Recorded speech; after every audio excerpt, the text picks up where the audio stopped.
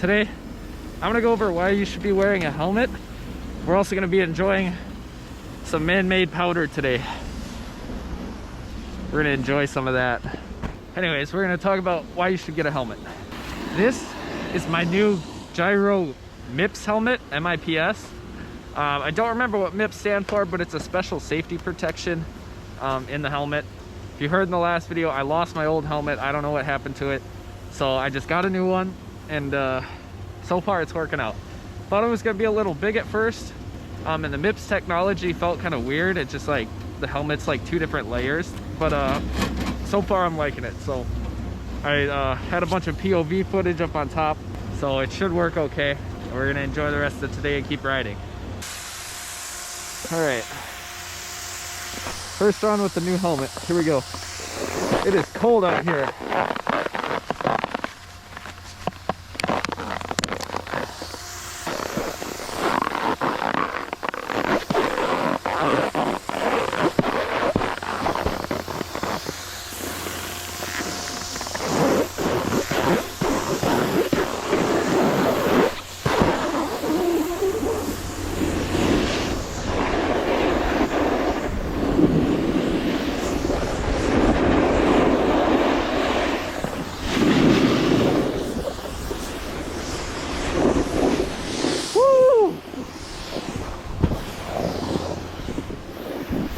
Whoa! Woo!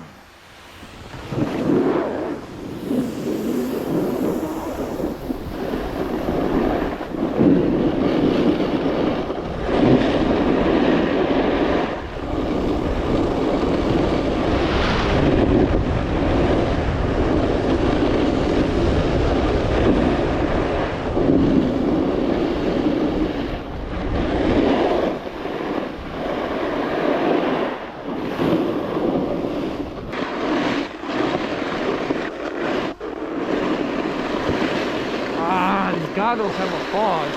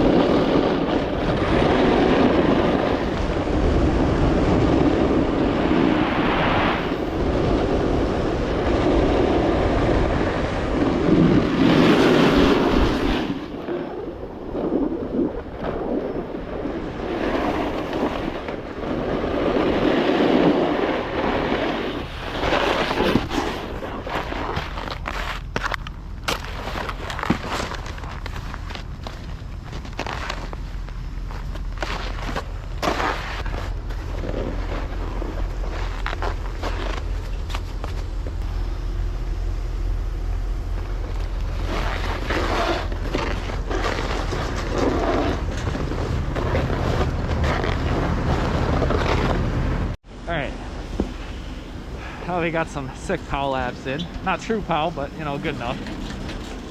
Why should you wear a helmet? So, it's chairlift story time. I want to tell a story while we're on the chairlift here.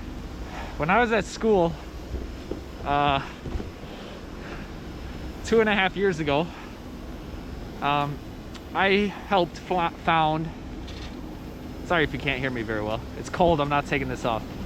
I helped found a longboarding / skate club, and we did, you know, we had like some normal skaters, but it was mostly downhill longboarding, so pretty fast, and it can be pretty dangerous, but we were all pretty good. We all went out like as often as we could, like every night after classes, stuff like that. None of us wore helmets though. And we had a couple close calls, a couple injuries, but nothing too major. But we were all at school. We were all broke college kids. We couldn't afford helmets.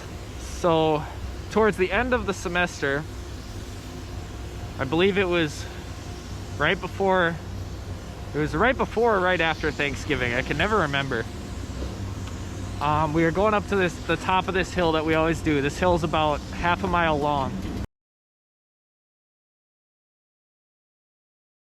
And it's just one continuous grade, just like this one long sort of steep hill. It's not super steep, but it was enough where you kind of just kept the same speed all the way down and you couldn't really stop, because it was a straight line, no stopping. We had done this hill plenty of times. All of us had probably done that hill like 20 or so times. It was nothing new. Nothing new to any of us, but it's just a really long, steep hill, and so there's no stopping. Till you get to the bottom, it starts going uphill again. And so one of this night before, towards the end of the semester, we were going down. I'll throw some clips up here, but oh my gosh! Then a roadblock! Roadblock ahead. We have me and 3 other buddies. So I go second, and my one buddy goes first. So he takes off down the hill. I start about 100 feet behind him, and so that I'm not too close to him. And we're going down the hill. The other 2 come behind us. We're cruising at a really good pace. We get really close to the bottom, maybe 50 feet from the bottom of the hill, and I'm watching my buddy in front of me, and he gets the wobbles. You all know what wobbles are on a longboard, skateboard. You're going too fast, and you lose control of the board. That's what happened to him. The board shot out from under his feet. He flew down sideways and hit his head. Instantly knocked him out. He rolled like 50 feet to the end of the bottom of the hill, and he was just laying there unconscious. I'm behind him by like 100 feet, and I see him start getting the wobbles, and I'm like, oh no. He hits the ground, and I shoot past him because I have no way to stop. But as soon as I get past him, I put my foot down, slam on the brakes, and I'm just like instantly running back to him. Luckily, there was a nurse in a car behind us, and she got out and was able to help. But it was a very bad story, very bad crash.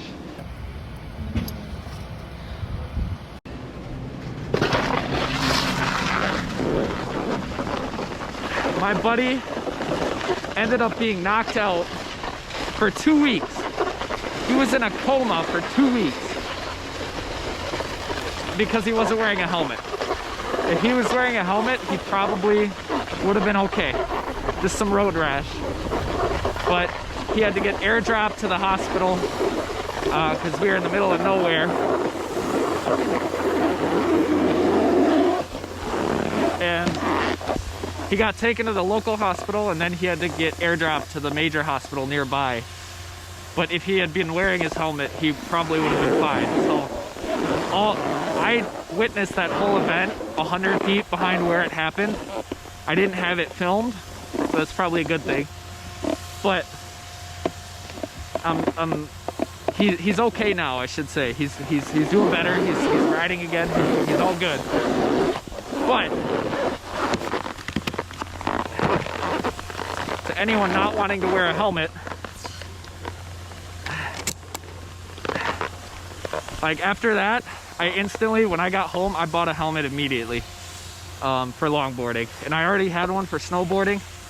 And so just seeing that terrified me and really put into perspective how everything can just change in a second.